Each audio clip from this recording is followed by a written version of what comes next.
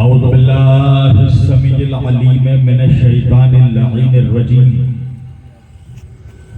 بسم اللہ الرحمن الرحیم الحمدللہ رب العالمین الحمدللہ الذی ہدانا لہذا وما كنا لنهتدي لولا ان هدانا اللہ لقد جاءت رسول ربنا بالحق الصلاة والسلام والتحیت والاکرام علی سید الانبیاء والمرسلین خاتم النبیین طٰہٰ و یاسین شفیع المذنبین امام الحرمین والقبلتین وسیلتنا فی الدارین صاحب قبا و قوسین جد الحسن والحسین محبوب رب المشرقین و رب المغربین مولانا و مولا الثقلین سیدنا و نبینا و شفیعنا و طبیبنا و حبیبنا و کریمنا و امامنا و ملجانا و مغیثنا وہ اولنا وہ اوسطنا وہ آخرنا وہ کلنا حضور جناب ابو القاس محمد مجتبی محمد مصطفیٰ صلی اللہ علیہ وآلہ وسلم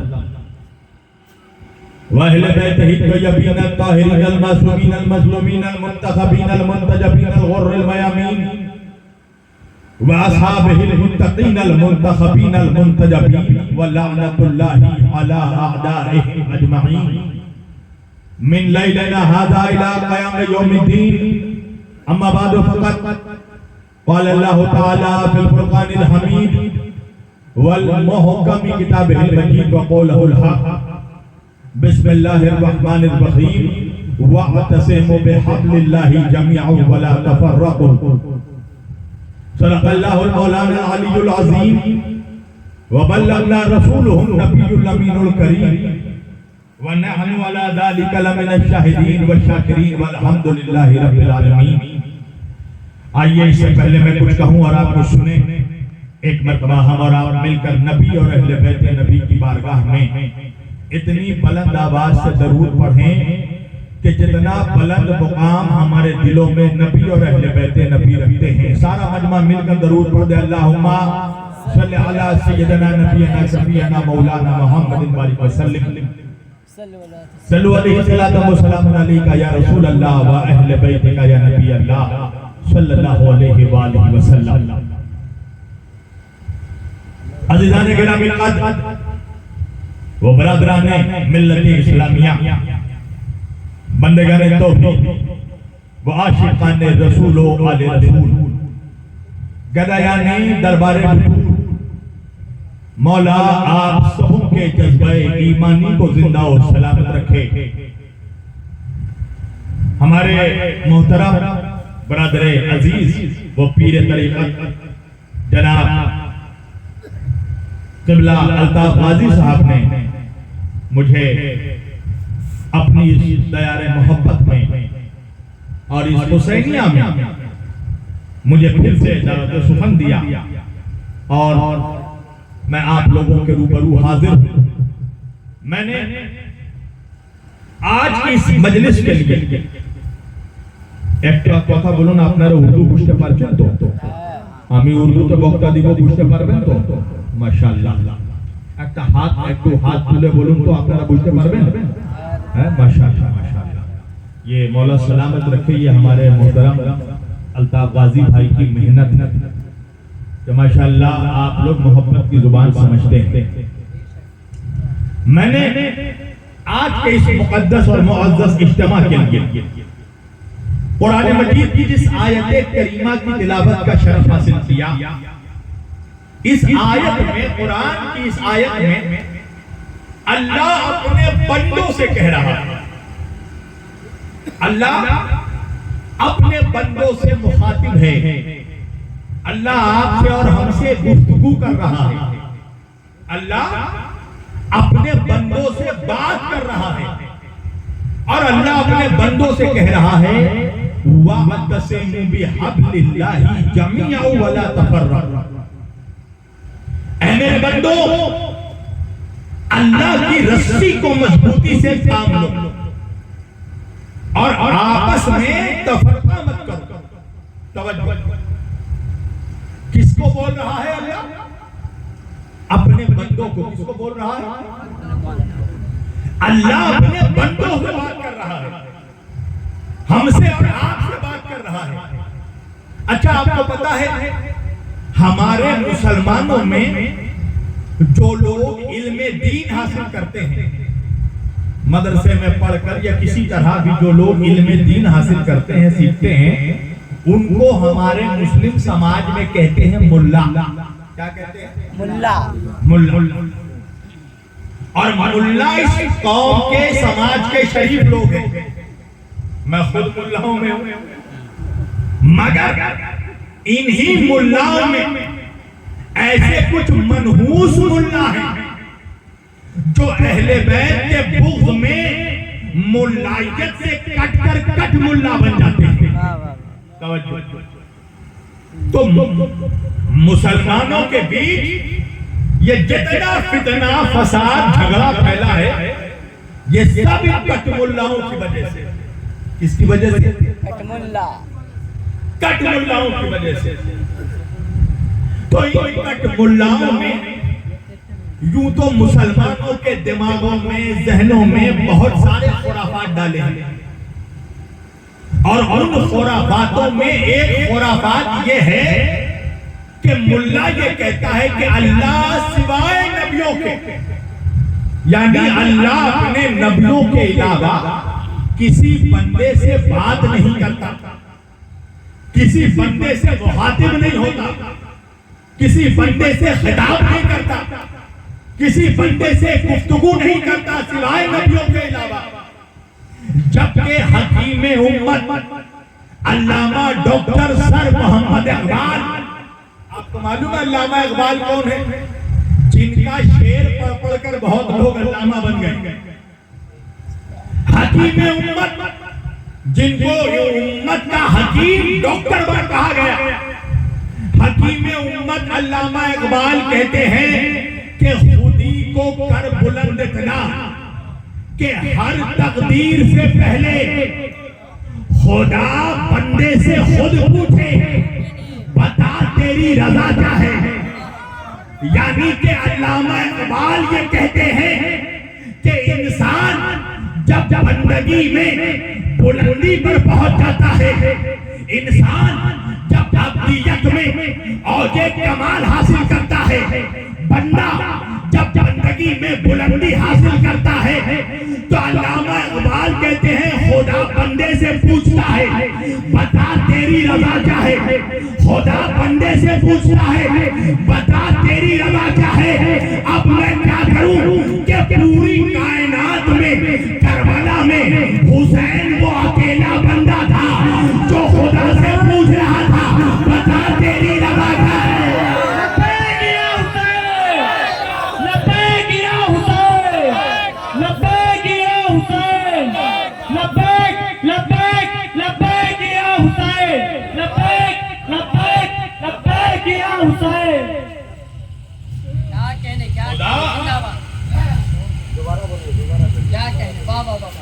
علامہ اقبال کہتے ہیں خودی کو کر بلند اتنا کہ ہر تقدیر سے پہلے خدا بندے سے خود پوچھے بتا تیری رضا کیا ہے۔ یعنی علامہ اقبال کہتے ہیں کہ بندہ جب بندگی میں عروج حاصل کرتا ہے، بندہ جب بندگی میں اوج کمال حاصل کرتا ہے، بندہ جب بندگی کے آسمان پر پہنچ جاتا ہے، بندہ جب بندگی کے لاسٹ اسٹیج طے کر لیتا ہے، بندہ جب بندگی کے پردوں کو چیر ڈالے، بندہ جب بندگی کے پہاڑ پر چڑھ جائے، بندہ جب بندگی میں عروج حاصل کر لے، بندہ جب اپنی بندگی کو اللہ کی بارگاہ میں مقبول کروا لے، تو اللہ بندے سے پوچھتا ہے بتا تیری رضا کیا ہے۔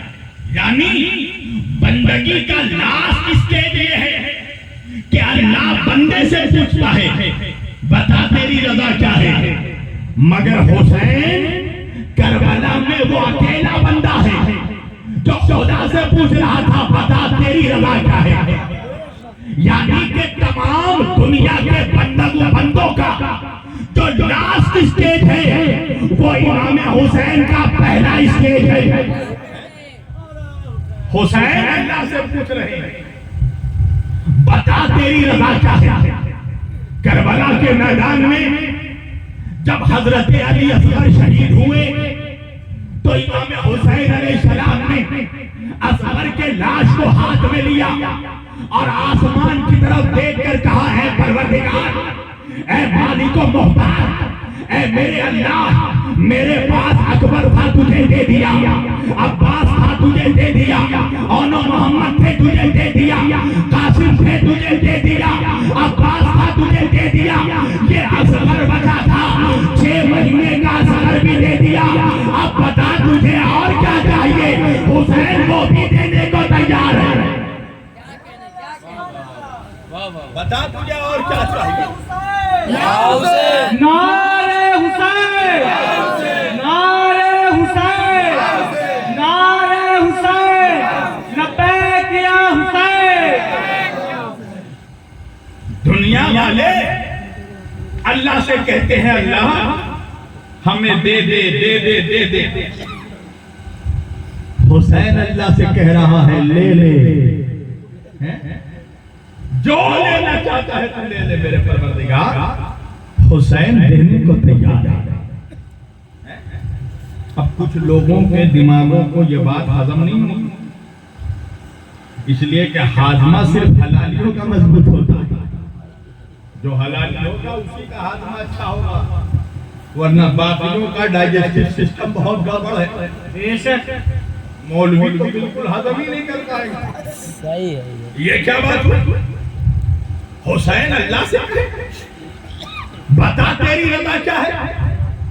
تو بھیا ہم بھی کوئی کچے کھلاڑی نہیں ہم بھی کوئی کچے خطیب نہیں ہیں. ابھی 4 5 10 سال کے بعد جب یہاں آئیں گے تو داڑھی سفید ہوگی اور انشاءاللہ میں تو چاہتا ہوں کہ اس ممبر پہ میری داڑھی سفید ہو. اتنے بار آؤں انشاءاللہ. آنا بہت ضروری ہے. علی والا وہی ہے جو علی والے کا ساتھ دے. جو کام الطاف غازی بھائی کر رہے ہیں میں تو ان کا ساتھ ہی دے سکتا ہوں اجر نہیں دے سکتا اس لیے کہ ان کا اجر بی بی زہرا کے پاس ہے.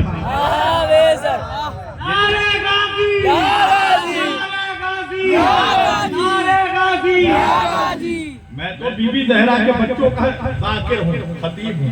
میں ان کے لیے دعا دے سکتا ہوں مگر ان کو اجر بی بی زہرا ہی دے سکتی اور کوئی نہیں دے سکتا.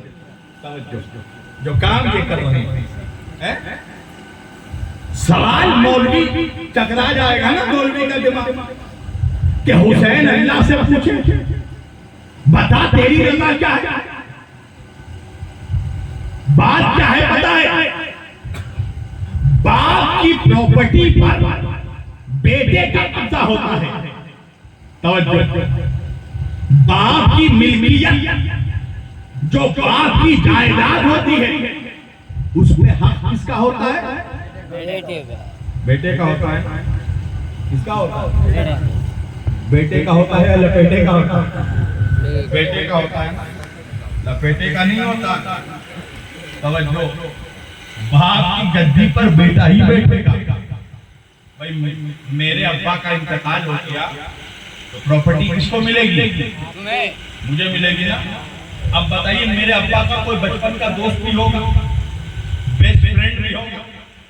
اگر وہ آ کے کہتا ہے کہ بھیا ہم بھی تو ان کے بیسٹ فرینڈ تھے ساتھی تھے ان کے بچپن کے دوست تھے تو ایک فلیٹ ہم کو بھی چاہیے تو کیا ہوگا. مجھ سے پہلے محلے والے جھنڈا لے کر دوڑا دیتے کہ تم جتنے بڑے ساتھی ہو. جناب کھول کر بولیے. جی میں کھول کر بول رہا ہوں. تم جتنے بڑے ساتھی ہو مگر گدی پر اولاد بیٹھے گی. اولاد نہیں ہوگی تو بھائی بیٹھے گا. کوئی نہ کوئی فیملی ممبر بیٹھے گا.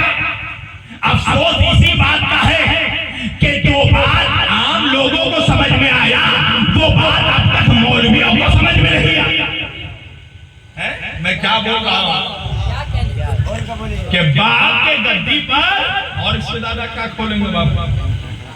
سب کھول ہی دے رہے ہیں الحمدللہ، اور میں تو کھولنے میں بدنام ہوں۔ علی والا ہے ہی وہی جو کھول کر پڑے۔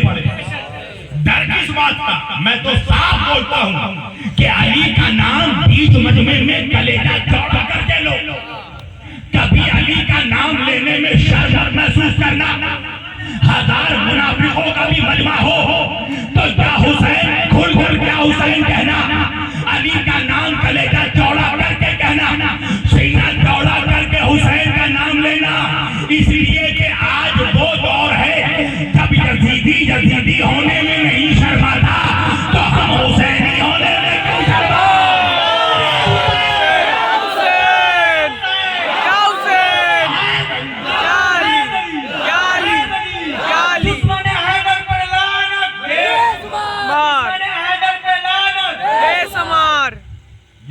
یزیدی ہونے میں نہیں شرماتا تو ہم حسینی ہونے میں کیوں شرمائیں؟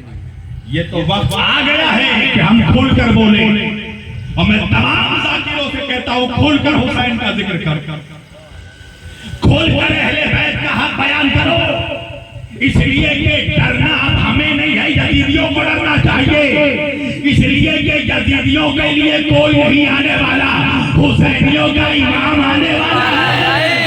نعرہ حسین، نعرہ حسین، حسینیت زندہ باد، حسینیت زندہ باد، حسینیت زندہ باد، یزیدیت مردہ باد، یزیدیت مردہ باد، یزیدیت مردہ باد، نعرہ حسین۔ باپ کی ملکیت پر، باپ کی پراپرٹی پر اولاد کا حق ہوتا ہے۔ اب آؤ ثابت کرتا ہوں میں تمہیں، شب ہجرت کبھی سنا ہے آپ لوگوں نے نام؟ شب ہجرت پیر صاحب نے تو سنا ہے، مریدوں نے سنا ہے؟ ماشاءاللہ، واقعی جب پیر ایسا ہوتا ہے تو مرید ایسے ہوتے ہیں۔ امام جب حسین جیسا ہوتا ہے تو غلام بھی حر جیسا ہوتا ہے، زہیر جیسے ہوتے ہیں۔ شب ہجرت کیا ہوا؟ 40 قبیلے کے کافروں نے، مکے کے 40 قبیلوں نے مل کر یہ فیصلہ کیا کہ اب ہم لوگوں کی کوئی بات محمد ماننے کو تیار نہیں ہے صلی اللہ علیہ وسلم، ہمارے خداؤں کو برا بھلا کہتے ہیں، ہمارے بتوں کو برا بھلا کہتے ہیں، تو اب ہم لوگوں کے پاس کوئی آپشن نہیں بچا ہے، اب محمد کو قتل کرنا ہوگا، نبی کو قتل کرنا ہوگا۔ تو بیٹھ کے میٹنگ ہوئی کہ قتل کون کرے گا؟ اگر کسی ایک قبیلے کے آدمی نے کیا تو بنی ہاشم اس سے جنگ ہو جائے گی۔ توجہ، ایک قبیلہ بنی ہاشم خود بہت بڑا قبیلہ ہے مکے کا، عرب کا، تو اگر ایک قبیلے کے کسی آدمی نے قتل کر دیا تو سارا بلیم جو ہے وہ اس قبیلے پہ آ جائے گا، تو کیا کریں؟ تو 40 قبیلے والوں نے میٹنگ کی کہ 40 قبیلوں سے ایک آدمی نکلے گا، اور ہر قبیلے کا ایک آدمی نکلے گا، اور 40 لوگ مل کر محمد کو قتل کریں گے۔ کتنے لوگ؟ 40 لوگ مل کر ایک ساتھ قتل کریں گے نبی کو صلی اللہ علیہ وسلم۔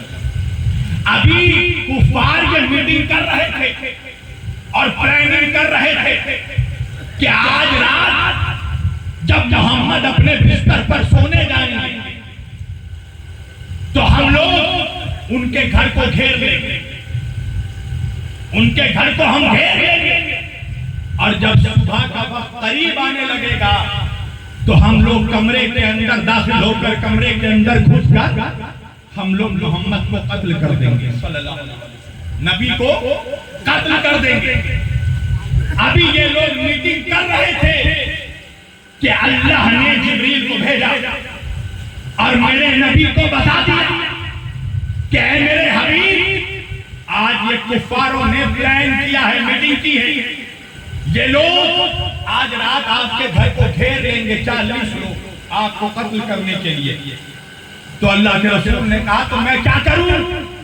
تو جبریل علیہ السلام نے کہا کہ یا رسول اللہ، اللہ کا حکم ہے کہ آج رات آپ مکے سے باہر نکل جائیں، آج آپ اپنے گھر سے نکل جائیں، توجہ، اور اپنے جگہ کس کو سنائیں یہ ابھی میں بتاؤں گا، اللہ اکبر، سبحان اللہ۔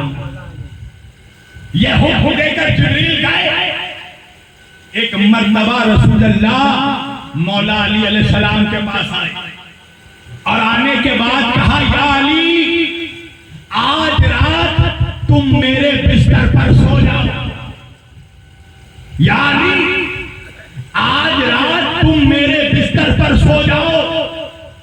وہ علی کہ جس نے کبھی میرے نبی کے حکم پر پوچھا نہیں کیا، کوئی کلام نہیں کیا، مگر پہلی مرتبہ علی نے کہا کہ یا رسول اللہ اگر میں آپ کے بستر پر سو جاؤں تو کیا آپ کی جان بچ جائے گی؟ رسول اللہ صلی اللہ علیہ وآلہ وسلم نے فرمایا یا علی اگر آج تم سو گئے تو میری جان بچ جائے گی۔ اللہ اکبر۔ یہ کہہ کر میرے نبی نے کہا یا علی میں تم کو کافروں کی کچھ امانت میرے پاس ہے، میں تم کو دے کر جا رہا ہوں، تمہارے حوالے کر کے جا رہا ہوں، جب صبح تم اٹھو گے تو یہ امانتیں کافروں کے حوالے کر کے مجھ سے آ کر ملاقات کرنا۔ توجہ کیجئے گا۔ اب یہ کہہ کر نبی نکلے، علی بستر پر سوئے، اور ایسا سوئے جیسا زندگی میں کبھی نہیں سوئے۔ وہ علی کہ جس علی نے سورج کو دیکھ کر کہا تھا اے سورج تو گواہ رہنا، تو نے کبھی علی کو سوتے نہیں دیکھا۔ وہ مولا علی فرماتے ہیں کہ جیسا میں شب ہجرت کی رات کو نبی کے بستر پر سویا ایسا کبھی نہیں سویا۔ دیکھیے اگر علی بن کر سوتے تو کوئی پرابلم نہیں تھا، مگر علی بن کر نہیں، نبی بن کر سو رہے تھے۔ اللہ اکبر۔ اور دشمن جو آئے تھے وہ علی کو قتل کرنے نہیں، نبی کو قتل کرنے آئے تھے۔ اور علی کہتے ہیں جیسا میں ہجرت کی رات سویا ایسا میں کبھی نہیں سویا۔ توجہ کیجئے گا، جیسا میں شب ہجرت سویا ایسا میں کبھی نہیں سویا۔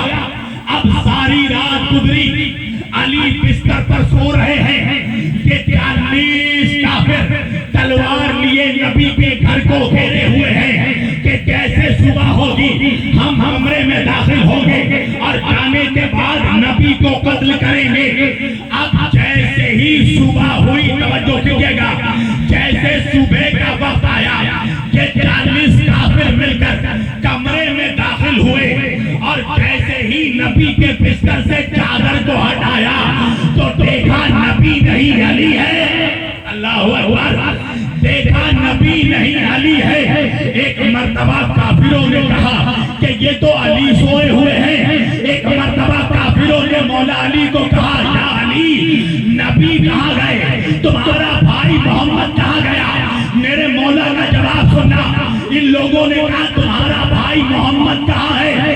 علی نے سبوں کافروں کے چہرے کو دیکھا اور دیکھ کر کہا کیا میرے پاس چھوڑ کر گئے تھے؟ کیا میرے پاس چھوڑ کر گئے تھے؟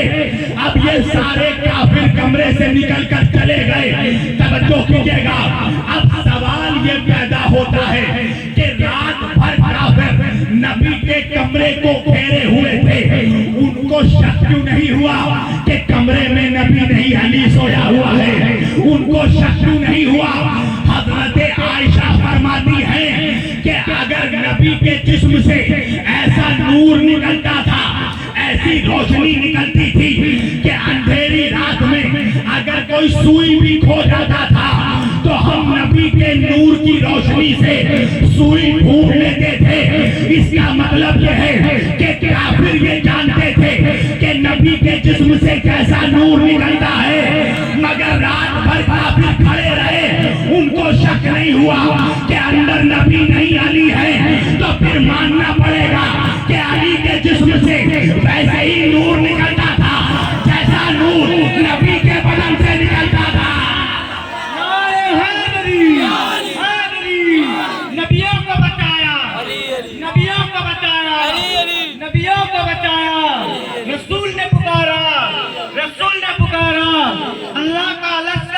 اللہ کا لشکر ہے دین بچایا، ہے دین بچایا، من کن تو مولا کعبے کا کعبہ، مسجد میں شہادت، کعبے میں ولادت، نعرہ حیدری۔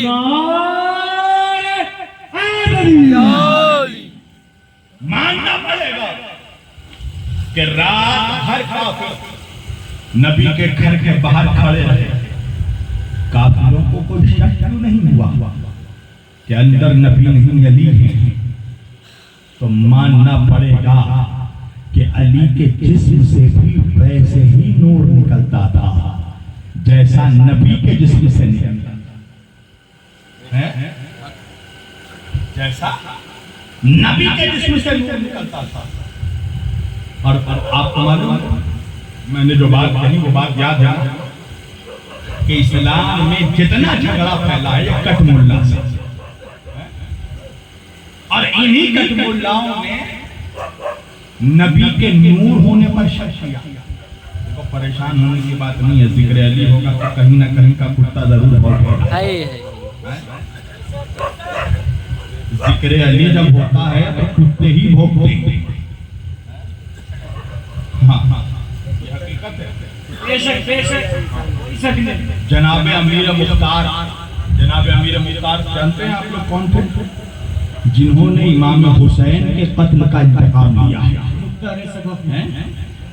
جناب امیر مختار 1,83,000 یزیدیوں کو نکال کے مارنا ہے۔ جناب امیر مختار، جب جناب امیر مختار کو قید کر کے لایا گیا تھا نا ابن زیاد کے دربار میں، تو جناب امیر مختار کو غصہ دلانے کے لیے ابن زیاد جو تھا حرامزادہ، یہ مولا علی کو گالی دینے لگا۔ جب مولا علی کو گالی دینے لگا تو جناب مختار کو چلا لایا، مگر جناب مختار زنجیروں میں جکڑے ہوئے تھے۔ ایک مرتبہ ابن زیاد نے مسکرا کر کہا، او مختار، کیا تجھے غصہ نہیں آ رہا؟ میں تیرے مولا علی کو گالی دے رہا ہوں۔ توجہ، وہ زمانہ بھی گزرا ہے، آپ کو معلوم ہے بنی امیہ کا 90 سالوں تک مسجدوں کے منبروں سے مولا علی کو گالیاں دی جاتی تھی۔ مولا علی کو گالیاں دی جاتی تھی، جمعے کے خطبے میں گالیاں دی جاتی تھی۔ اور یہ بنی امیہ کا پرانا پیترا ہے کہ مسلمانوں کو کنٹرول کرنا ہے تو مسجدوں پہ قبضہ کرنا۔ اور آج بھی مسجدوں میں زیادہ جو مولوی ملیں گے تمہیں یزیدی مائنڈڈ ملیں گے، یزیدی بنی امیہ کے سرخرید غلام ملیں گے۔ یہ پرانا پیترا ہے 1400 سال سے بنی امیہ کا، کہ اگر مسلمانوں پر کنٹرول کرنا ہے تو مسجدوں کو کیپچر کرو۔ اس لیے میں بار بار کہتا بھی ہوں، اپنے صوفیوں سے بھی کہتا ہوں کہ اپنے بیچ سے حسینی علماء نکالو، اس لیے کہ لوہے کو لوہا کاٹتا ہے تو مولوی کا رد مولوی ہی کر سکتا۔ آج سوچو ایک شبیر وارسی کا نام آتا ہے تو منافقوں کے دلوں میں زلزلہ طاری ہو جاتا ہے۔ تو جس دن 1000 شبیر وارسی ہو گئے ہندوستان میں تو کیا ہوگا؟ یہ ایک میسج ہے جو میں دے رہا ہوں، ضروری ہے اس وقت کہ ہم اپنے بیچ سے بھی علماء نکالیں، مولوی نکالنا بہت ضروری ہے تاکہ ان حرام خوروں کا رد ہو سکے، ان زکوٰۃ مافیا لوگوں کا رد ہو سکے۔ توجہ، تو جناب مختار کو اس نے کہا، مختار میں تیرے مولا علی کو گالی دے رہا ہوں، تجھے غصہ نہیں آ رہا؟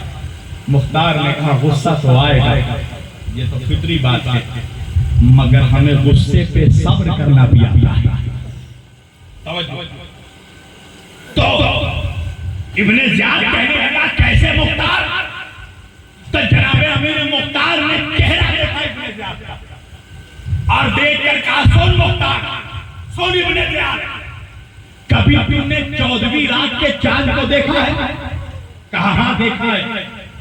مختار نے کہا کہ جب 14ویں رات کا چاند چمکتا ہے نا تو گلیوں میں پھرنے والے آوارہ کتے چاند کو دیکھ کر بھونکتے ہیں، مگر کتوں کے بھونکنے کی وجہ سے نہ چاند اپنا مقام چھوڑتا ہے نہ چاند کی روشنی میں کوئی کمی آتی ہے۔ مختار نے کہا سن، میرا مولا علی فضیلتوں کا 14ویں رات کا چاند ہے جو چمکتا رہے گا، اور تیرے جیسے بنی امیہ کے گلی میں پھرنے والے آوارہ کتے اس چاند کو دیکھ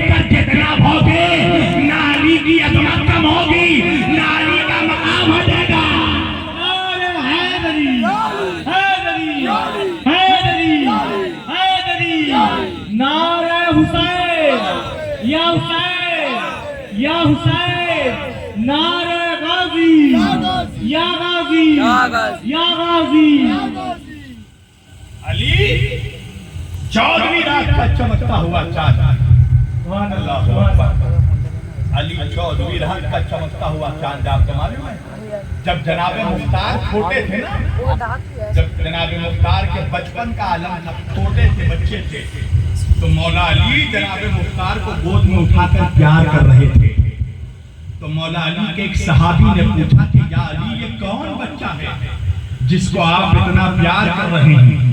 تو مولا علی نے فرمایا تھا کہ یہ میرا وہی بچہ، یہ وہی مختار ہے کہ جو بڑا ہونے کے بعد میرے لال حسین کے 1,83,000 قاتلوں کو قتل کرے گا۔ میرے حسین کے 1,83,000 قاتلوں کو مارے گا۔ توجہ، اب جب جناب مختار نے ابن زیاد کو کہا کہ تو بنی امیہ کا کتا ہے، تو ابن زیاد کو غصہ آیا۔ ابن زیاد کہنے لگا مختار تجھے مجھ سے ڈر نہیں لگتا، تجھے مجھ سے خوف نہیں لگتا؟ جناب مختار نے کہا تجھ سے کیوں ڈروں میں؟ تو وہ کہنے لگا میں کوفے کا حاکم ہوں، میں کوفے کا گورنر ہوں، میرے پاس فوج ہے، لشکر ہے، تخت ہے، تاج ہے، تو زنجیروں میں جکڑا ہوا ہے، اگر میں چاہوں تو تجھے ابھی مروا دوں۔ یہ کہنا تھا کہ ایک مرتبہ مختار کو جلا لایا، مختار نے علی کے غلام نے ابن زیاد کے آنکھوں سے آنکھیں ملائی اور ملا کر جناب مختار نے کہا سن ابن زیاد، تخت تیرا، تاج تیرا، حکومت تیری، فوج تیری، لشکر تیرا، مگر قبضہ ہمارا۔ سبحان اللہ، نعرہ حیدری حیدری حیدری، مختار آمین زندہ آباد، مختار آمین زندہ آباد، مختار ثقافی زندہ آباد۔ قبضہ ہمارا ہے، کیا مطلب؟ تو مختار نے کہا سن، اگر تو چاہے بھی تو مجھے مار نہیں سکتا، اگر تو چاہے بھی تو مجھے قتل نہیں کر سکتا۔ ابن زیاد کہنے لگا مختار تو کیسی بات کر رہا ہے؟ ابھی میں اگر سپاہیوں کو حکم دوں تو میرے سپاہی تیری گردن اڑا دیں۔ جناب مختار نے کہا کوشش کر کے دیکھ لے، تو اگر چاہے بھی تو مجھے مار نہیں سکتا۔ ابن زیاد نے کہا مختار تم ایسی بات کیسے کر رہے ہو؟ تو جناب مختار نے کہا وجہ یہ ہے کہ جب میں چھوٹا بچہ تھا تو میرے مولا علی نے کہا تھا کہ مختار تو میرے بیٹے حسین کے 1,83,000 قاتلوں کو قتل کرے گا، ابھی تو میں نے تیرے جیسے کتے کو بھی قتل نہیں کیا۔ یا علی یا علی یا علی یا حسین یا حسین۔ ابھی تو میں نے تیرے جیسے کتے کو بھی نہیں مارا ہے، ابھی تو مجھے لاکھوں یزیدیوں کو مارنا۔ یہ ہے طاقت علی۔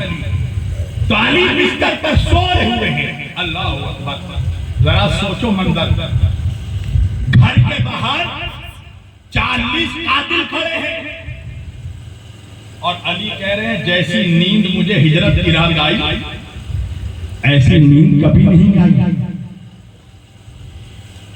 40 قاتل گھر کے باہر کھڑے۔ ہندوستان کا کوئی مولوی اپنے گھر میں سویا ہو اور اس کو باہر پتہ چل جائے کہ ایک قاتل کھڑا ہے گن لے کے، تو رات بھر حدث کے مارے تو کمبل سے نہیں نکلے گا۔ حقیقت بیان کرو، اگر آپ کسی مولوی کو پتہ چل جائے کہ ابھی میں گھر سے نکلوں گا مجھے گولی مار دے گا، تو گھر تو چھوڑ دیجئے کمبل سے نہیں نکلے گا۔ آپ سوچئے، اور 40 قاتل کھڑے ہیں اور علی آرام سے سوئے ہوئے ہیں۔ میں نے کہا یا علی وجہ کیا ہے؟ آپ کو نہ کوئی بے چینی ہوئی، نہ آپ نے کوئی کروٹ بدلا، نہ پریشانی ہوئی، 40 کافر تلوار لیے کھڑے ہیں، یا علی آپ سو کیسے گئے؟ نجف کے روضے سے آپ بھی پریشان ہوتا, مجھے بھی بے چینی ہوتی اگر میں کسی ایسے باپ کا بیٹا ہوتا جس کو رسالت پر شک ہوتا. ارے توجہ کیجیے گا, میں کسی ایسے باپ کا بیٹا ہوتا جس کو رسالت پر شک ہوتا, رسالت پر یقین میرے بابا ابو طالب نے مجھے گھٹنی میں گھول کر پلا دیا ہے, اس لیے کہ میں کسی ایسے ویسے ابو کا نہیں, ابو طالب کا بیٹا. یا علی یا علی یا علی یا علی یا علی یا علی. میں کسی ایسے ویسے ابو کا بیٹا نہیں, ابو طالب کا بیٹا, ابو طالب کا بیٹا, ابو طالب کا بیٹا. کیا مطلب؟ علی بتا رہے ہیں کہ رسالت پر یقین, نبی کے باتوں پر یقین مجھے میرے بابا علی نے گھٹی میں گھول اور پلا دیا, میرے خون میں شامل کیا ہے. میں نے کہا یا علی آپ کو اتنا, میں نے کہا یا علی آپ کو اتنا یقین کیسے تھا کہ آپ زندہ اٹھیں گے؟ یہاں پر 40 کافر کھڑے ہیں, قتل کرنے والے کھڑے ہیں, اور قتل بھی آپ کو نہیں نبی کو قتل کرنے آئے ہیں, اور بستر بھی آپ کا نہیں نبی کا ہے. تو یا علی آپ کو ڈر کیوں نہیں لگا؟ آپ کو یہ یقین کیسے تھا کہ آپ زندہ اٹھیں گے؟ علی نے کہا وجہ یہ ہے کہ میرے آقا محمد رسول اللہ نے مجھ سے یہ کہا تھا کہ یا علی میں تمہیں کافروں کی امانت دے کر جا رہا ہوں, جب صبح ہوگی تو کافروں کی امانتیں لوٹانا اور لوٹا کر مجھ سے آ کر ملنا. تو علی نے کہا مجھے یقین تھا کہ صبح ہوگی میں زندہ اٹھوں گا, امانتیں لوٹاؤں گا, نبی سے جا کر ملوں گا. حیدر حیدر حیدر حیدر حیدر حیدر حیدر حیدر یا علی یا علی یا علی یا علی یا علی. علی کو یقین ہے کہ جب نبی نے کہہ دیا کہ صبح ہوگی تم اٹھو گے, امانت کافروں کو لوٹانا اور مجھ سے آ کر ملنا, تو علی نے کہا کہ مجھے یقین تھا کہ صبح ہوگی, سورج نکلے گا, میں کافروں کو امانتیں لوٹاؤں گا اور جا کر اپنے نبی سے ملاقات کروں گا. اور یہی ہوا کہ جب صبح ہوئی علی بستر سے اٹھے, کافروں کی امانتیں لوٹائی اور نبی کے گھر کی عورتوں کو لے کر علی مکے سے باہر نکلنے کے لیے جیسے ہی مکہ کے بارڈر میں, مکہ کے دروازے پر پہنچے تو تاریخ لکھتی ہے کہ ابو سفیان 1000 مکے کے کافروں کا لشکر لے کر کھڑا تھا. اب جب مولا علی پہنچے مکے کے دروازے پر تو دیکھا راستے پر ابو سفیان 1000 کا لشکر لے کر کھڑا ہے. علی نے کہا میرے راستے سے ہٹو. ابو سفیان کہنے لگا یا علی ہم تمہیں جانے نہیں دیں گے, ہمیں بتاؤ تم کہاں جا رہے ہو؟ علی نے کہا میں اپنے نبی سے ملاقات کو جا رہا ہوں, میں اپنے رسول سے ملاقات کو جا رہا ہوں. ابو سفیان نے کہا ہم تو تمہیں جانے نہیں دیں گے, یہ ہزاروں سپاہی دیکھ رہے ہو, اگر تم آگے بڑھے یا علی تو ہم آپ کو قتل کر دیں گے. ابھی اتنا سننا تھا کہ مولا کے چہرے میں جلال آیا. مولا علی نے اس کا چہرہ دیکھا اور دیکھ کر کہا او حرب کے بیٹے میرے راستے سے ہٹ جا, اس لیے کہ آج میرے ساتھ میرا وہ بھائی نہیں ہے کہ تلوار پر جب میرا ہاتھ پڑتا تھا تو میرا بھائی میرے ہاتھوں کو روک دیتا تھا. نعرہ حیدری حیدری حیدری یا رسول اللہ نعرہ رسالت یا رسول نعرہ رسالت یا رسول علی نے کہا آج میرے ساتھ میرا وہ بھائی موجود نہیں ہے کہ جب میں قبضہ نیام میں ہاتھ رکھتا تھا، تلوار میں جب میں ہاتھ رکھتا تھا تو میرا بھائی میرے ہاتھوں کو روک دیتا تھا۔ علی نے کہا قسم ہے مجھے اس ذات کی جس کے قبضے میں علی کی جان ہے، اگر تم راستے سے نہیں ہٹے اور میں نے نیام سے تلوار نکال لی تو علی کہتے اگر آج میں نے نیام سے تلوار نکال لی تو یاد رکھنا مکے کے کسی بیوہ عورت کے سر پر چادر اٹھانے کے لیے مکے میں کوئی مرد زندہ ہی نہیں بنے۔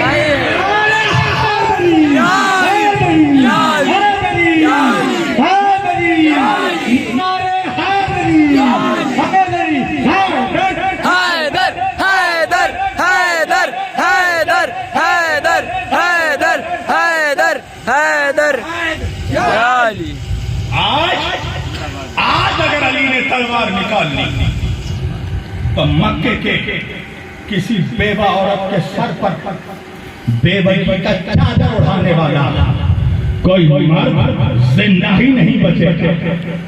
یہ کہنا تھا کہ جاہو جلال وہ تھا شیر خدا کا کہ ہزار کا لشکر چھٹ گیا، علی مکے سے نکلے۔ اب منظر چاہے دیکھو، جب رات کو علی سوئے ہیں، توجہ، جب علی رات کو سویا ہے اور آپ کو معلوم ہے نبی کے بستر پر علی کو سونا بھی ابو طالب نے سکھایا ہے۔ بچپن میں ابو طالب کیا کرتے تھے؟ نبی کو بستر سے اٹھاتے تھے، نبی کے بستر پر علی کو لٹاتے تھے اور علی کے بستر پر نبی کو لٹاتے تھے۔ کئی رات جب ایسا ہوتا رہا میرا نبی دیکھتا رہا تو ایک رات میرے نبی نے پوچھا کہ چچا جان، امو جان، اے چچا ابو طالب آخر بات کیا ہے؟ میں ہمیشہ دیکھتا ہوں راتوں کو کہ آدھی رات کو اٹھ کر آپ مجھے اٹھاتے ہیں، علی کے بستر پر لٹاتے ہیں اور علی کو اٹھاتے ہیں میرے بستر پر لٹاتے ہیں، آخر ماجرا کیا ہے؟ تو حضرت ابو طالب فرماتے ہیں وجہ یہ ہے میرے محمد کہ میں یہ چاہتا ہوں کہ اگر کسی درخت کے پیچھے چھپ کر کوئی تیرا دشمن تیرے بستر پر تیر چلائے تو تیر علی کو لگے تو بچ جائے، تیر علی کو لگ جائے تو بچ جائے۔ تو علی کو نبی کے بستر پر لٹانا تو یہ تو ابو طالب نے سکھایا ہے۔ اللہ اکبر۔ جب مولا علی بستر رسول پر لیٹ گئے اپنی جان کو ہتھیلی پر لے گئے تو اللہ نے فرشتوں سے پوچھا یہ بتاؤ تمہارے درمیان کوئی ایسا ہے جو اپنے بھائی کے لیے اپنی جان قربان کر دے؟ تو سارے فرشتے خاموش ہو گئے۔ تو اللہ نے کہا دیکھو زمین پر میرے نبی کے بستر پر اس کا بھائی علی لیٹا ہوا ہے، خطرہ نبی کو ہے لیٹا علی ہے۔ تو یہ قرآن کی آیت ہے، اللہ نے فرمایا اپنے حبیب سے وَمِنَ النَّاسِ مَن يَشْرِي نَفْسَهُ ابْتِغَاءَ مَرْضَاتِ اللَّهِ۔ اللہ فرماتا ہے کہ اللہ کے بندوں میں سے کچھ ایسے بندے ہیں جو راتوں رات اپنا نفس اللہ کو بیچ دیتے ہیں اور اللہ کی مرضی خرید لیتے ہیں۔ امر بات اللہ، یہ قرآن ہے، قرآن یہ ملا کا بیان نہیں ہے، اللہ کا فرمان۔ اللہ کہہ رہا میرے بندوں میں سے وَمِنَ النَّاسِ مَن يَشْرِي نَفْسَهُ ابْتِغَاءَ، انسانوں میں کچھ ایسے انسان ہیں جو اپنا نفس بیچ دیتے ہیں امر ذات اللہ، اللہ کی مرضی کی خاطر، اللہ کی مرضی خرید لیتے ہیں۔ تو اللہ کی مرضی تو علی نے شب ہجرت خرید لی تھی۔ تو اب یہ بتاؤ کہ باپ کی پراپرٹی پر اختیار بیٹے کا ہوگا نا؟ یہی تو وجہ ہے کہ جب نبی کے دربار میں کوئی آیا تھا راہب اپنا ایک بیٹا مانگنے اور نبی نے کہا تھا تیرے قسمت میں اولاد نہیں ہے، تو حسین نے کہا تھا رسول اللہ نانا میں نے اسے ایک بیٹا دیا، نبی نے کہا اس کی قسمت میں اولاد نہیں ہے. حسین نے کہا نانا 2 دیا. نبی نے کہا اس کی قسمت میں اولاد نہیں ہے. حسین نے کہا 3 دیا. نبی نے کہا اس کی قسمت میں اولاد نہیں ہے. حسین نے کہا 4 دیا. نبی نے کہا اس کی قسمت میں اولاد نہیں ہے. حسین نے کہا 5 دیا. نبی نے کہا اس کی تقدیر میں اولاد نہیں ہے. حسین نے کہا 6 دیا.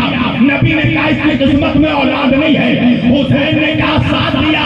جب 7 حسین نے کہہ دیا تو اللہ نے جبریل کو بھیجا اور بھیج کر کہا یا رسول اللہ، اللہ فرماتا ہے کہ حسین سے کہیے کہ حسین خاموش ہو جائے، ورنہ حسین قیامت تک کہتا جائے گا، اللہ قیامت تک بیٹا دیتا جائے گا. نعرہ حیدری، حیدری، حیدری، نعرہ عباس، نعرہ عباس، نعرہ عباس. حسین قیامت تک کہتا جائے گا اللہ قیامت تک اس راہب کو بیٹا دیتا جائے گا. آپ کو معلوم ہے جب جبریل نے یہ کہا نا کہ یا رسول اللہ حسین کو روک لیجیے، ورنہ اللہ کہتا ہے حسین کہتا جائے گا، اللہ اولاد دیتا جائے گا. تو رسول اللہ نے امام حسین سے ڈائریکٹ نہیں کہا، رسول اللہ نے اس راہب سے کہا کہ اے بھائی تو ایک بیٹا مانگنے آیا تھا، میرے حسین نے تو دعا کی ہے تجھے 7 بیٹے عطا ہو گئے. حسین نے تجھے 7 بیٹے دیے، تو اب تو کہہ کے حسین سے کہ حسین رک جائے. ابھی حسین کہہ رہے تھے میں نے 6 بیٹا دیا، 7 بیٹا دیا. اتنا ہی کہا ایک مرتبہ راہب نے امام حسین کے پیروں کو پکڑ لیا اور پکڑ کر کہا مولا میں تو ایک بیٹا مانگنے آیا تھا، آپ نے 7 اولاد عطا کر دیے، یہ کہنا تھا. ایک مرتبہ حسین رکے اور رک کر راہب کا چہرہ دیکھا اور دیکھ کر حسین نے کہا کہ کس نے آج میری دریائے سخاوت پر پتھر پھینک دیا. اے راہب قسم ہے مجھے اس ذات کی جس کے قبضے میں حسین کی جان ہے، اگر آج تو مجھے نہیں روکتا تو قیامت کے دن آدم کی اولادیں ایک طرف کھڑی ہوتی اور تیری اولادیں ایک طرف. نعرہ حسین، نعرہ حسین، نعرہ حسین. آدم کی اولادیں اس لیے کہ دعا حسین کر رہا ہے. اللہ کہہ رہا ہے حسین کہتے جائیں اللہ اولاد دیتا جائے. تو حسین نے کیسے کہا؟ اس لیے کہ اللہ کی مرضی وراثت میں علی سے حسین کو ملی ہے. وَمِنَ النَّاسِ مَن يَشْرِي نَفْسَهُ ابْتِغَاءَ مَرْضَاتِ اللَّهِ. انسانوں میں کچھ وہ ایسے ہیں جو راتوں رات اپنے نفس کو بیچ دیتے تھے، اللہ کی مرضی خرید لیتے.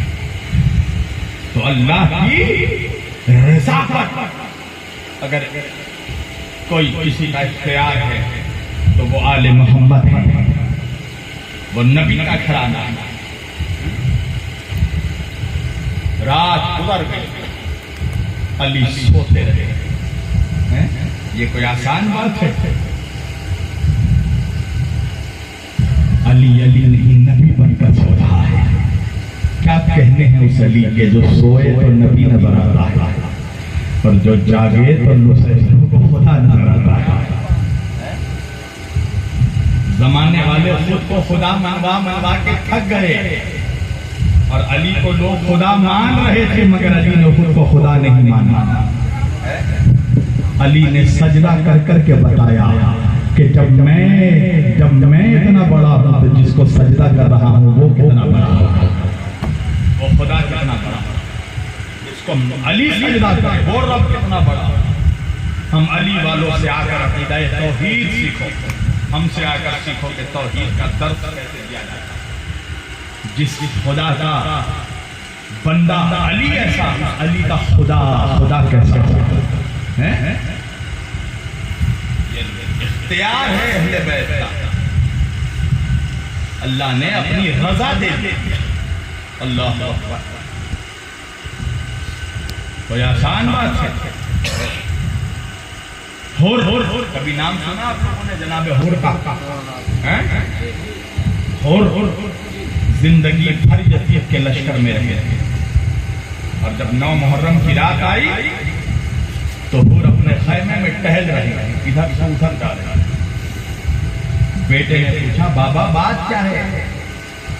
بابا بات کیا ہے، آپ بے چین نظر آ رہے ہیں؟ ہور نے کہا کہ میں اس موڑ پر کھڑا ہوں کہ ایک راستہ جنت کی طرف جاتا ہے اور ایک راستہ جہنم کی طرف جاتا ہے۔ ایک راستے میں دولت ہے، تخت ہے، تاج ہے، لشکر ہے، فوج ہے، حکومت ہے، اور ایک لشکر میں نبی کا نواسہ ہے۔ ایک راستے پر نبی کا نواسہ حسین کھڑا ہے، مگر وہ راستہ جنت کو جاتا ہے، اور وہ راستہ کہ جس میں تخت ہے، فوج ہے، دولت ہے، وہ راستہ جہنم کو جاتا ہے۔ بیٹا کہنے لگا بابا سمجھداری تو اسی میں ہے کہ جہنم کو چھوڑ کر جنت کا اختیار کیا جائے۔ حور نے راستہ چن تو لیا، مگر حور کے دل میں ایک کسر تھی کہ کیا میرے جیسے گناہگار کی گناہ بھی معاف ہو سکتی ہے؟ میرے جیسے خطاکار کی خطا معاف ہو سکتی ہے؟ اللہ اکبر۔ رات بھر بے چین رہا۔ بیٹا کہنے لگا بابا چلیے مولا حسین کے پاس۔ حور نے کہا جاؤں گا، مگر رات کے اندھیرے میں نہیں جاؤں گا، صبح کی روشنی میں جاؤں گا۔ اگر رات کے اندھیرے میں گیا تو یزیدی یہ کہیں گے کہ حور ڈر کر بھاگ آیا۔ حور نے کہا صبح کے اجالے میں جاؤں گا۔ جب صبح کا وقت آیا اور جناب حور کا بیٹا، حور کا غلام جناب حور اپنے گھوڑے پر بیٹھ کر جا رہے تھے، جب امام حسین کا خیمہ نزدیک آنے لگا نا تو حور گھوڑے سے اتر گئے، اور اترنے کے بعد اپنے بیٹے کو کہا کہ بیٹا میری آنکھوں میں پٹی باندھ دو، میرے ہاتھوں کو باندھ دو، میں امام حسین کے پاس ایک قیدی کی طرح جانا چاہتا تھا۔ اللہ، میں نے 2 محرم کو حسین کے گھوڑے کا لگام پکڑا تھا، میرے ان ہاتھوں کو باندھ دو، میں قیدی کی طرح جانا چاہتا تھا۔ حور کے بیٹے نے حور کے آنکھوں میں رومال باندھ دیا، ہاتھوں کو رسی سے باندھ دیا۔ جب حور جانے لگے نا امام حسین کے لشکر کے قریب، تو ایک مرتبہ بیٹا چیخ کر بیٹے نے کہا اللہ اکبر، اللہ اکبر۔ جناب حور نے کہا بیٹا کیا ہو گیا؟ تو حور کا بیٹا کہنے لگا بابا حضرت غازی عباس علمدار آپ کے استقبال کو دیکھو، مہمانوں کا استقبال کیسے کیا جاتا ہے یہ کوئی حسین سے سیکھے۔ بابا عباس علمدار آپ کے استقبال کو آ رہے ہیں۔ اللہ اکبر۔ حور تڑپ گئے، حور آگے بڑھنے لگے، ایک مرتبہ بیٹے نے اور ایک مرتبہ چیخ کر کہا اللہ اکبر۔ حور نے کہا بیٹا کیا ہوا؟ بیٹے نے کہا بابا شہزادہ علی اکبر آپ کے استقبال کو آ رہے ہیں، شہزادے علی اکبر آپ کے استقبال کو آ رہے ہیں۔ حور تڑپ گیا، حور تیزی سے بڑھنے لگا، ایک مرتبہ بیٹے نے چیخ کر کہا اللہ اکبر، اللہ اکبر، اللہ اکبر۔ حور نے تڑپ کر کہا بیٹا کیا ہو گیا؟ بیٹے نے کہا بابا میں بتا نہیں سکتا، ارے نبی کا نواسہ، زہرا کا لال، علی کے شہزادے امام حسین خود آپ کے استقبال کو چلے آئے۔ اللہ اکبر۔ خود امام حسین آپ کے استقبال کو آ رہے ہیں۔ حور اپنے گھٹنوں میں گر گیا، حسین قریب آئے تو ایک مرتبہ مولا حسین کے ہاتھوں کو پکڑ کر چومنے لگا۔ حسین نے حور کے آنکھوں سے رومال کو کھولا، ایک مرتبہ حور نظریں جھکا کر کہنے لگا اے کریم نانا کے کریم نواسے، کیا میرے جیسے خطا کار کی خطا معاف ہو سکتی ہے؟ اتنا کہنا تھا کہ حسین نے حور کو گلے لگا کر کہا حور تم تو میرے بھائی ہو، تم دنیا میں بھی میرے بھائی، تم آخرت میں بھی میرے بھائی۔ ایک مرتبہ یہ کہنے کے بعد شرمندہ ہوں. حور نے دونوں ہاتھوں کو جوڑ کر کہا مولا آپ ایسا کیوں کہہ رہے ہیں؟ حسین نے کہا حور کل جب تم 2 محرم کو مجھے قید کرنے کے لیے آئے تھے تو میں نے تمہیں پانی پلایا تھا، میں نے تمہیں کھجور کھلایا تھا، میں نے تمہیں کھانا کھلایا تھا، مگر حور آج جب تم میرے پاس مہمان بن کر آئے ہو تو آج نہ میرے پاس پلانے کو پانی ہے نہ کھلانے کو کھجور ہے. حضرت من اللہ، آج حسین کے پاس تمہیں کھلانے کے لیے کچھ نہیں ہے، آج حسین کے پاس تمہیں پلانے کے لیے کچھ نہیں ہے.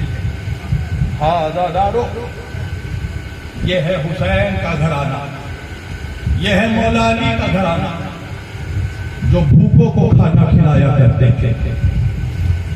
مولا علی اپنی خلافت کے دور میں راتوں کو نماز تہجد پڑھنے کے بعد علی کاندھوں پر بوریا باندھ کر علی اپنے کاندھوں پر بوریا باندھ کر بوریا لاد کر نکلتے تھے. فقراء تک، یتیموں تک، مسکینوں کو علی جا کر کھانا پہنچاتے تھے، کھانا کھلایا کرتے تھے. ہاں عزادارو، نبی کے بعد مسلمانوں نے نبی کے گھر والوں کو اتنا ستایا کہ رسول کے بعد نبی کے گھر والوں کو کبھی کسی نے مسکراتے ہوئے نہیں دیکھا. علی ایک مرتبہ نبی کے بعد گھر تشریف لائے تو جناب سیدہ فاطمہ زہرا سلام اللہ علیہا فرماتی ہیں کہ یا علی، اب بابا رسول اللہ کے بعد وہ دن آیا ہے کہ ہم اہل بیت کو کوئی سلام نہیں کرتا. تو علی نے تڑپ کر کہا کہ اے فاطمہ، اب تو وہ زمانہ آ گیا کہ اگر علی کسی کو سلام کرتا ہے تو لوگ علی کو پلٹ کر سلام کا جواب نہیں دیتے. اللہ اکبر، وہ زمانہ یہ میں بہت سائیکولوجیکل بات کر رہا ہوں، اس کو محسوس کریں کہ راستے میں جب ہم کسی کو سلام کریں اور سامنے والا جب پلٹ کر جواب نہیں دیتا تو کتنی تکلیف ہوتی. اور علی کسی کو سلام کرے تو علی کو جواب سلام نہیں دیا جاتا تھا.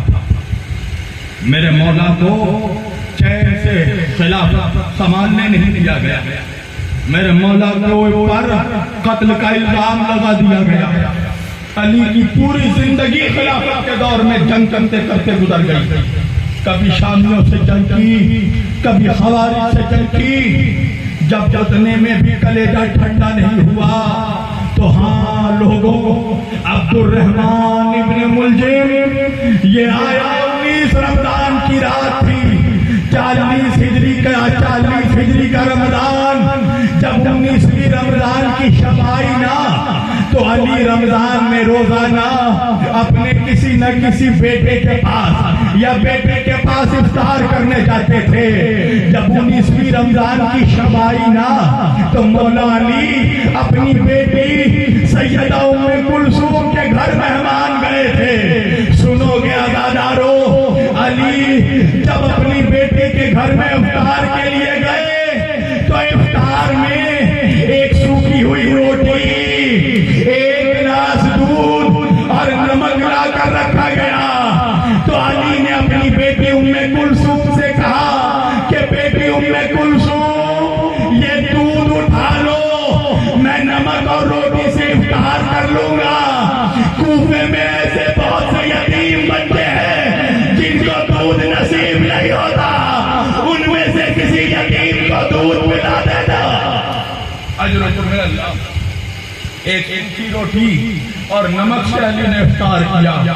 رات کا وقت آیا، علی رات کو بے چین نظر آ رہے ہیں. علی دالان میں ٹہل رہے ہیں، آسمان کی طرف دیکھ رہے ہیں. جناب ام کلثوم اپنے بابا کے پاس آئی اور آ کے کہنے لگی، بابا کیا بات ہے بابا، آج یہ آپ کا عجیب منظر میں دیکھ رہی ہوں. علی نے کہا، ام کلثوم شاید آج وہی رات آ گئی جس رات کا علی انتظار کر رہا ہے. ہاں عزادارو، رات کا وقت تمام ہونے لگا.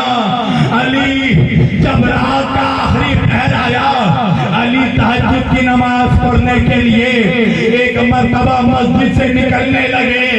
شہزادی ام کلثوم کہنے لگی بابا آج میرا دل بہت بے چین ہو رہا ہے بابا، بابا آج یہیں پہ نماز پڑھ لے بابا، آج مسجد نہ جائے بابا. علی نے کہا نہیں بیٹی، اگر علی مسجد نہیں جائے گا تو علی کی جگہ نماز کون پڑھائے گا؟ عزاداروں یہ کہنے کے بعد بیٹی کو خدا حافظ کہا. علی جانے لگے کہ گھر کی جو دالان کے جو پرندے تھے مرغابیوں نے علی کے دامن کو پکڑ لیا. شاید پرندوں کو بھی پتا چل گیا تھا کہ آج کے بعد میرا مولا واپس نہیں آنے والا. حضرت من اللہ امام امیر المومنین مولا علی مسجد کے لیے گئے. جب مسجد کوفہ میں داخل ہوئے تو علی نے دیکھا کہ لوگ مسجد میں سو رہے ہیں. علی نے سب کو اٹھایا. انہی میں سے علی کا قاتل عبد الرحمن ابن ملجم جو تلوار زہر میں ملا کر لایا تھا، تلوار چھپا کر سویا ہوا تھا. علی نے عبد الرحمن کو اٹھایا اور اٹھا کر کہا اٹھ جا، جو کام کے لیے آیا ہے وہ کام کرنے کا وقت آ گیا. ہاں زادارو، یہ کہنے کے بعد علی نے نماز کے لیے تکبیر کہا. ہاں زادارو، علی جیسے ہی سجدے میں گئے، ایک مرتبہ یہ عبد الرحمن ابن ملجم لعنتی تلوار نکالتا ہے. سجدے میں جانے کے بعد دونوں ہاتھوں سے علی کے سر پر تلوار مارتا ہے. ارے علی کا سر دو ٹکڑے ہو گیا، خون کا فوارہ اٹھا. مسجد کا محراب علی کے خون سے لال ہو گیا. علی نے سجدے میں کہا فزت برب الکعبہ، رب کعبہ کی قسم آج علی کامیاب ہو گیا. اللہ پروردگار آپ کوئی ناسو کاج رتا کرے. ہاں دادارو، آج رونے میں کمی مت کرنا، اس لیے کہ آج مولا علی کا پرسہ لینے خود رسول اللہ تشریف لائے ہوں گے. ہاں دادارو، ایک مرتبہ مسجد میں ہلچل ہوئی، علی قتل کر دیے گئے. ادھر سے حسن دوڑے، ادھر سے حسین دوڑے، ادھر سے عباس دوڑے. مولا علی کو اٹھایا. ہاں کچھ لوگ عبد الرحمن قاتل کے پیچھے دوڑے. قاتل کو پکڑ لیا گیا، قاتل کو لایا گیا. علی نے نماز تمام کی. عزاداروں سنو گے، حکیم آیا. حکیم کہنے لگا علی کو زیادہ سے زیادہ دودھ پلایا جائے. عزاداروں ایک پیالہ دودھ کا آیا. جب علی کو دودھ کا پیالہ دیا گیا نا، علی نے قاتل کا چہرہ دیکھا، لوگوں سے کہا مجھ سے زیادہ میرا قاتل پیاسا معلوم ہوتا ہے، اسے دودھ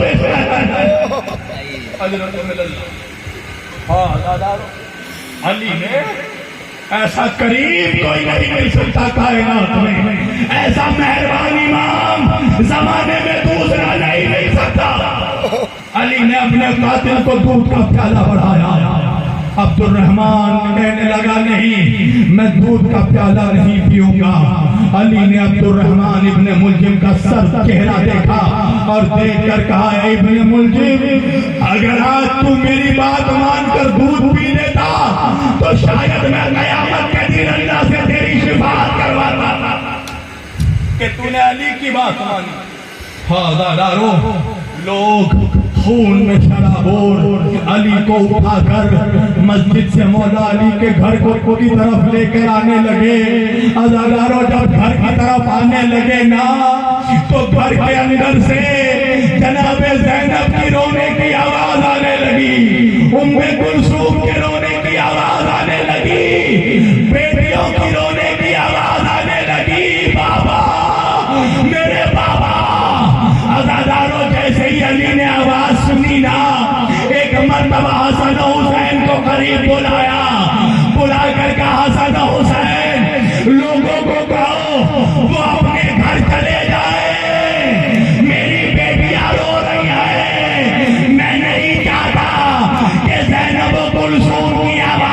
अब्बास कोई नामहरम सुन ले मैं हाथ जोड़कर कहूंगा मौला आज ज़ैनब के रोने की आवाज आपको बर्दाश्त नहीं हुई कि कोई नामहरम सुन ले मौला आप पर उस वक्त क्या बीतेगी जब कूफा और शाम के बाजार में आपकी बेटियों को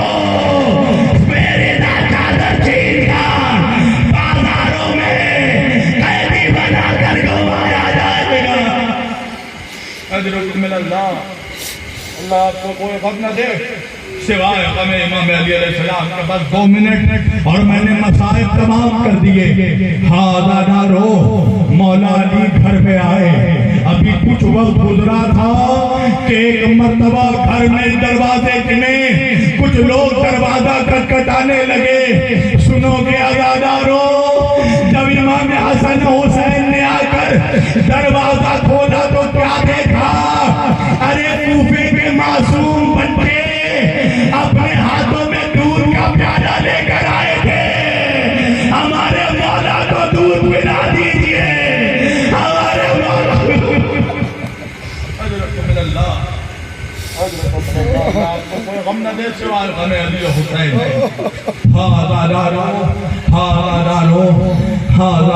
अली 2 रात इसी तरह अली ने तड़प कर गुजारी।